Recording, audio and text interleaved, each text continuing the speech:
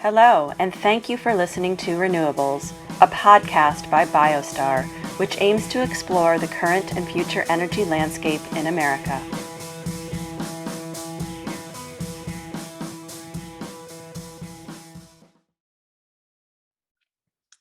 Hi, everybody, and welcome back to RENEWables. I'm your host, David Smart. Very excited about this week's episode. Thank you so much for tuning in. It is Earth Day today. We're recording on Earth Day. I've got my green shirt on, and we couldn't have a better topic here to talk about on Earth Day. Very happy and pleased to introduce our guest, James Regulinski, founder of Carbon Collective. James, thank you so much for coming on the show. David, thank you so much for having me. Absolutely. Really excited to hear about your platform.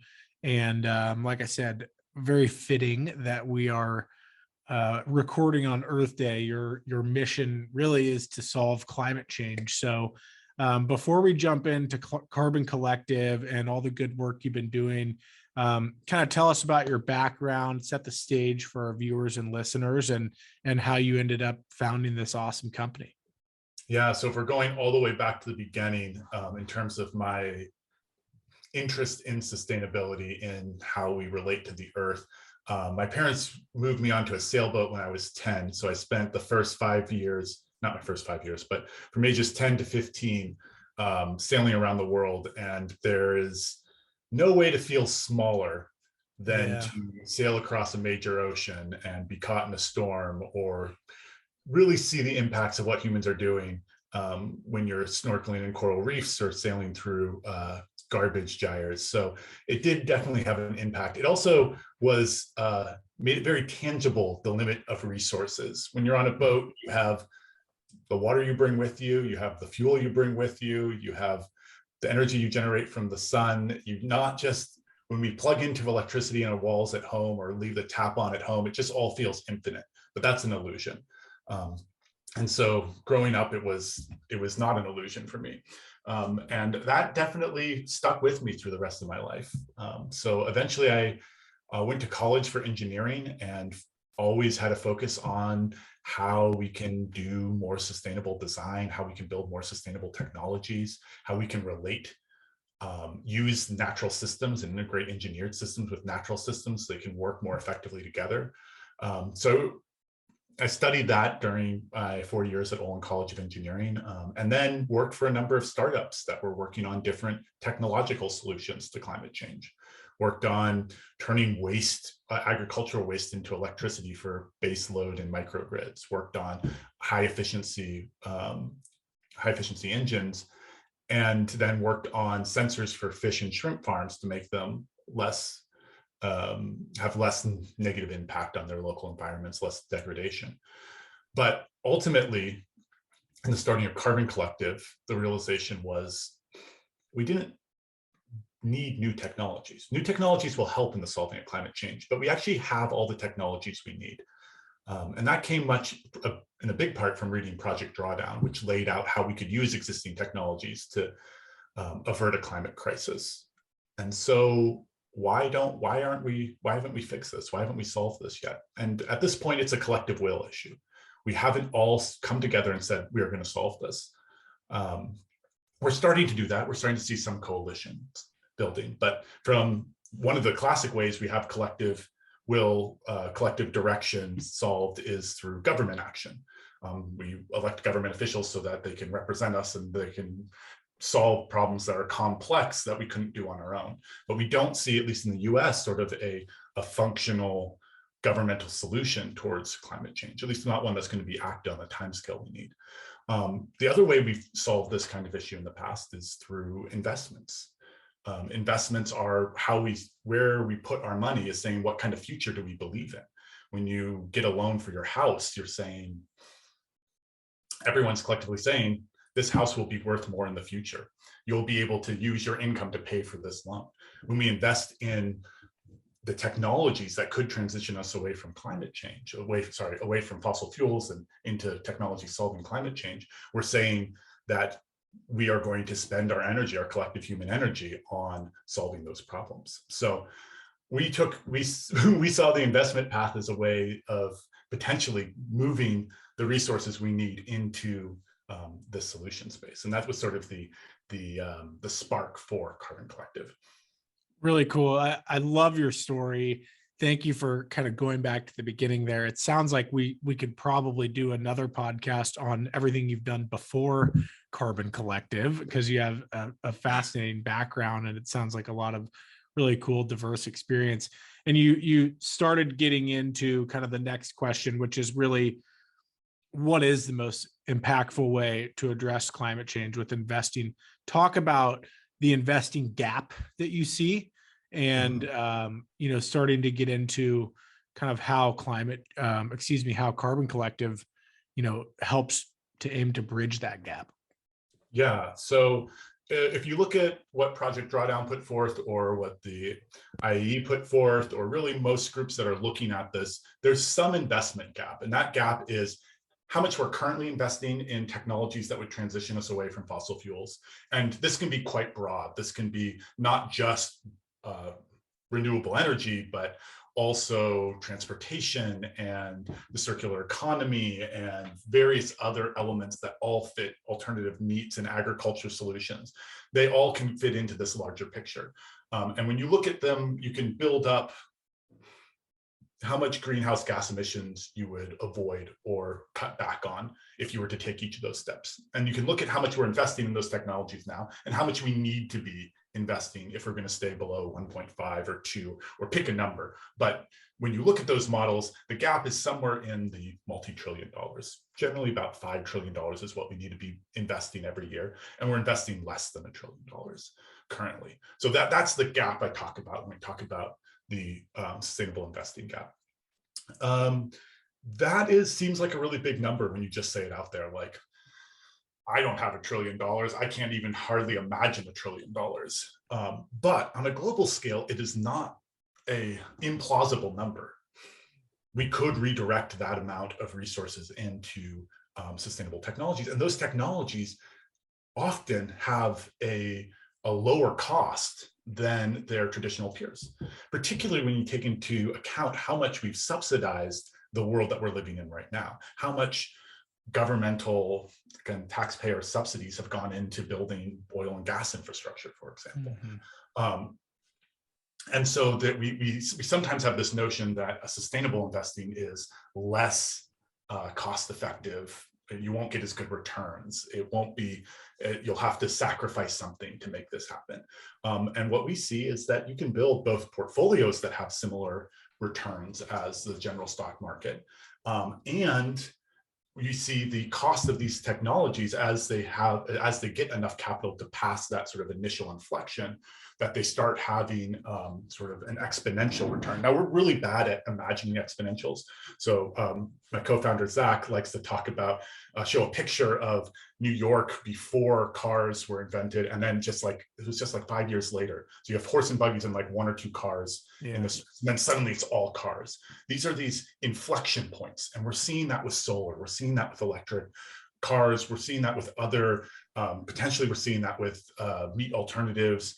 We're starting to see it on a number of different fronts. And if we can get past those inflection points, now suddenly these are runaway phenomena. And those runaway phenomena are now in the positive direction for solving climate change. And that has potential high upside for investing. So not only is it, we can show historically that we can build a portfolio that has strong returns, or sort of matches or tracks the market and is aligned with solving climate change. But you can also imagine how as we hit these inflection points, we'll see really strong returns, or stronger returns. Now, I think I lost track of your question. No worries. And it's a great answer. And just kind of, right now, ESG is all the craze, right? I listen to the, stock channel behind me in the background, and every commercial break, it's an ESG fund. Talk about ESG, talk about kind of the current investment landscape. You've touched on it a little bit in it.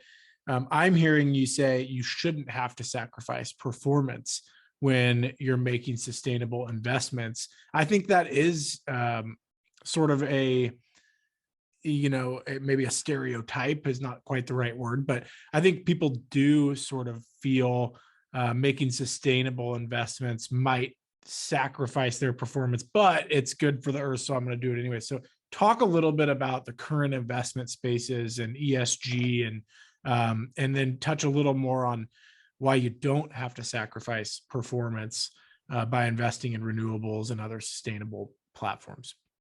Yeah, I love that you brought this up. When I was in college and looking at these funds, I remember my dad and a couple other people telling me, don't bother investing in ethical portfolios. Just,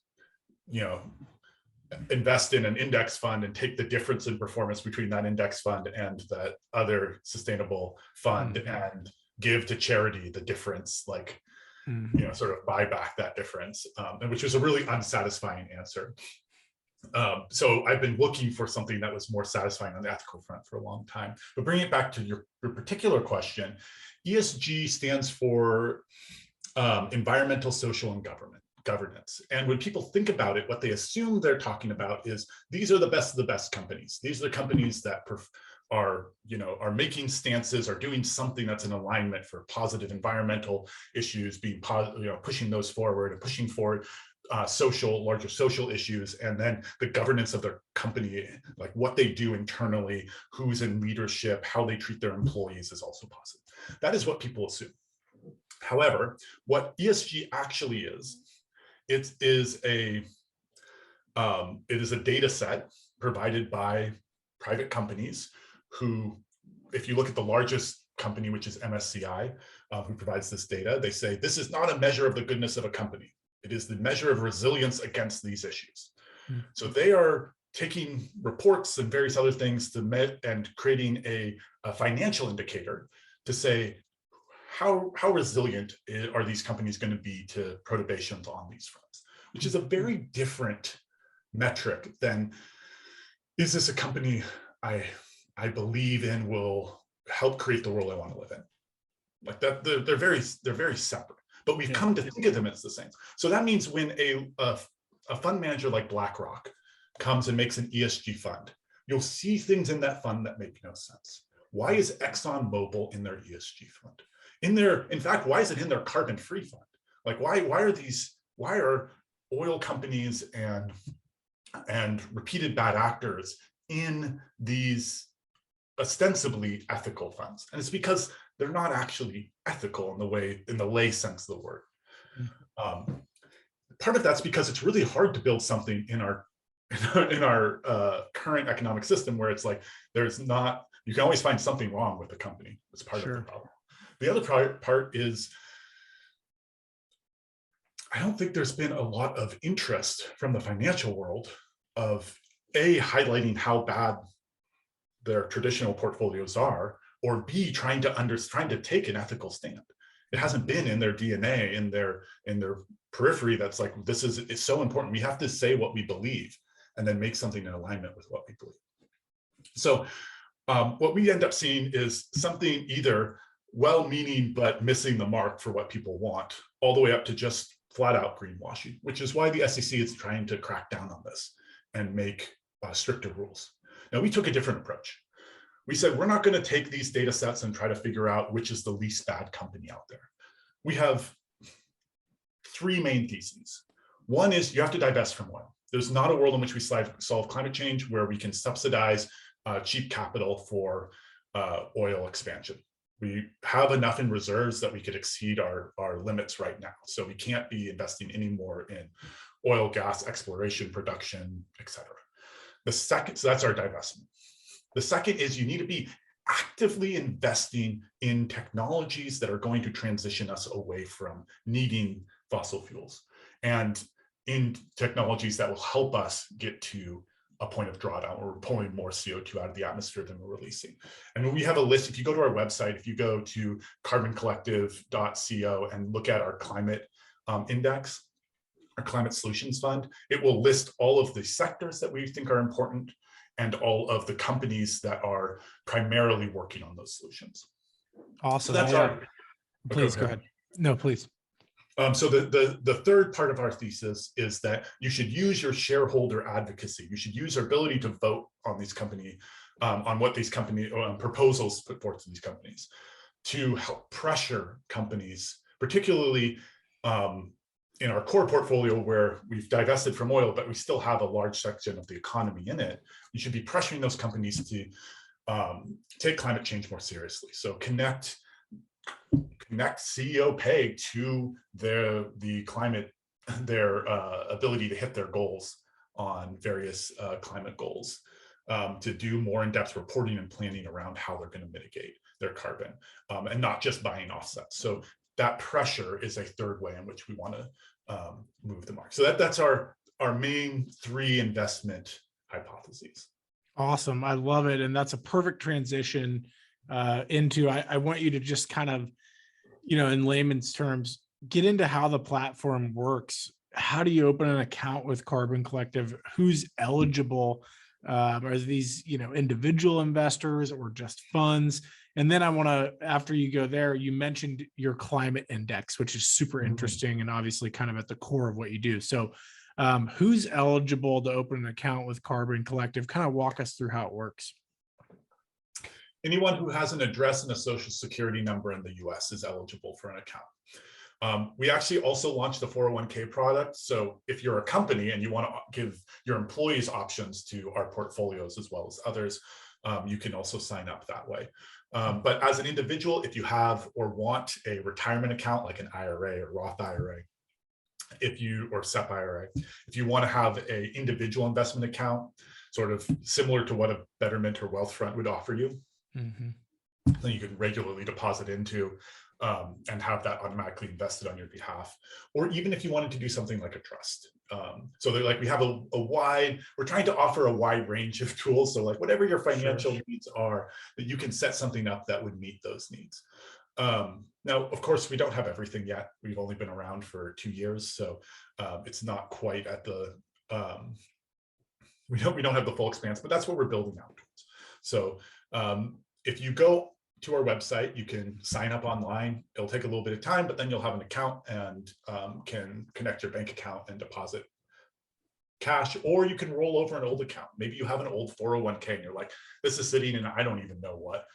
I want to roll this over into an IRA with Carbon Collective and have them manage it. Fabulous. Yeah, I've seen some other companies similar to you, but I think they're really more built for like the fund managers. So I love that, you've already got a suite of products. I actually didn't realize you had an IRA. You had mentioned when we talked previously, the 401k. So that's amazing that you already have that optionality. And I love that an individual can just log in and with a few clicks connect their bank account and take that step. So that's awesome, and look forward to seeing what other products you continue to roll out. Talk to our listeners and viewers about this climate index we've referenced and how this informs your portfolio decisions. Yeah, so there's a little bit to give you a peek behind the curtain. There's a lot of discussion about whether we should still call it an index or not. We were trying to get at the idea that we weren't picking winners and losers. We were picking everyone in the drawdown space that was primarily building a solution towards climate change. And so this is not our saying this battery company or this electric vehicle company or this building automation company is better than the other. Yeah. What we're trying to say is, what are the companies who do this primarily? What are the companies who make most of their revenue from doing this? And not, there are some cases where they make wind turbines, but they make most of their money through gas turbines. And if that's the case, then you investing in that company doesn't accelerate our goals at all. So we curate that list, and when you go online, you can see not only every company that's in our collection, in our climate solutions fund, but you can see the companies that were close but didn't make it, that we excluded. Interesting. And you can see why, because we think it's really important that folks understand, in a world that's been filled with greenwashing, they should understand exactly why each company is in there and how it fits into our investment thesis. So Yeah, as I said before, you can go check out that. There's a dynamic list where you can look at each of the categories, why how each of the categories links to solving climate change, and then what each of those companies inside the portfolio does, and how that links to solving climate change. So both very transparent and very expansive list. So cool. It's so hard to really understand what companies are doing. And I think that your platform really helps with that. About how many companies are in the climate index that you've put together? Right now, there's 169. Okay. Now we update this every year. If a company no longer gets most of its revenue or does primarily that solution, then they could be removed. New companies are going public all the time. Yep. Some companies are getting acquired and come off. So the number shifts. Sure. But that's approximately. It's a fairly, it's not a 4,000 share index or 4,000 company index, but it is a sizable number of companies. So if I just ask you some kind of simple questions, forgive me. If I go in and I put $1,000 into my account, you had mentioned like a robo investor kind of thing where it'll automatically invest. Yeah. Is it going to go and buy those 169 companies? Is it actually investing in individual shares of the companies? If you're invested in, there are two different portfolios. We have our core, which is, I'd say it's the cut out fossil fuels, invest in the low carbon economy and in climate solutions. So it's a mix. And then we have our climate only, which is just the climate solutions fund. So in that second one, you'll buy those 169 companies and green bonds. And that's all that's in your portfolio. Now, when you are onboarded, it matches your risk tolerance towards so we recommend a particular split of bonds and equities. But then once that's set, every time you add money, it will automatically buy in fractional shares each of those companies in proportion to its weighting. How cool. Well, we'll definitely include your website in the show notes so people can easily find that. As we kind of start to wrap this up, talk about some of the things you're excited about, your long-term goal. What is the end goal with Carbon Collective? What do the next 5-10 years look like? And what are you excited about for the future? Yeah, so if we're looking, what I'm excited about for the future is us investing in and building a positive outlook. So it's not just that we avert the climate crisis, it's that when we have no more combustion cars in our cities, the air is cleaner in our cities. When we have deeply electrified homes, they're more efficient, but also more pleasant to live in. Like the add-on effects of making these changes tend to be fairly positive. So I'm excited about building that world. But as far as like Carbon Collective in particular, we're imagining that when people think about their wealth today, it's kind of like there's a tension. Wealth is linked to capitalism. Capitalism is stigmatized, or you have to be for it or against it. It's like a very strong thought, but it's not like I get to feel warm and fuzzy about how my money's being used. But we imagine that in your portfolio, every single sleeve, every single portion of a diversified portfolio, whether it be real estate, whether it be private investments, whether it be your equities or your bonds, has tangible climate action associated with it. If you're investing in real estate, it is converting those buildings to using less energy. If you're investing in, most people don't have access right now, but if we can get them access to more private funds, it's investing in early companies or companies that would never go public. Mm-hmm. And doing things like regenerative agriculture, which you can't really invest in very well right now. Mm-hmm. You can't invest into a whole sort of wealth management system. So giving people access to invest in across the board in a way that would be transformative to building the world they want to live in. So that's what we're working towards. Now we only have a few steps of that. We're only dealing with publicly traded companies right now. We're using some other people's funds right now to build out our own. And so it is not, we haven't fully realized this vision, but if you come join us, you'll get to see that vision unfold. Yeah, that's fascinating. Congratulations on all the work and everything you've achieved thus far. Really look forward to continuing to follow the company. Tell our listeners and viewers, besides your website, how can they find you online? Are you LinkedIn guy? Are you on Twitter? Throw some handles out there so folks can follow you. You can follow us on LinkedIn. We're pretty active there. I'd say we're least active on Twitter, but we do have both an Instagram and which is carbon.collective and a TikTok if you're really into the new social media front. I have to admit, I'm not on TikTok yet, but I have some friends who some people tell me I should be on. Some people tell me don't be on because it's very addicting. So I think I have enough social media in my life, but good to know that's what all the cool kids are doing. So BioStar should probably be on TikTok as well. Awesome. Well, James, really kudos to you. Thank you so much for coming on the show. This has been really awesome to learn about your company. And like I said, really excited to following you all into the future. Everybody check out the show notes. We'll include Instagram and TikTok handles and other socials. And we'll include the Carbon Collective website in there as well.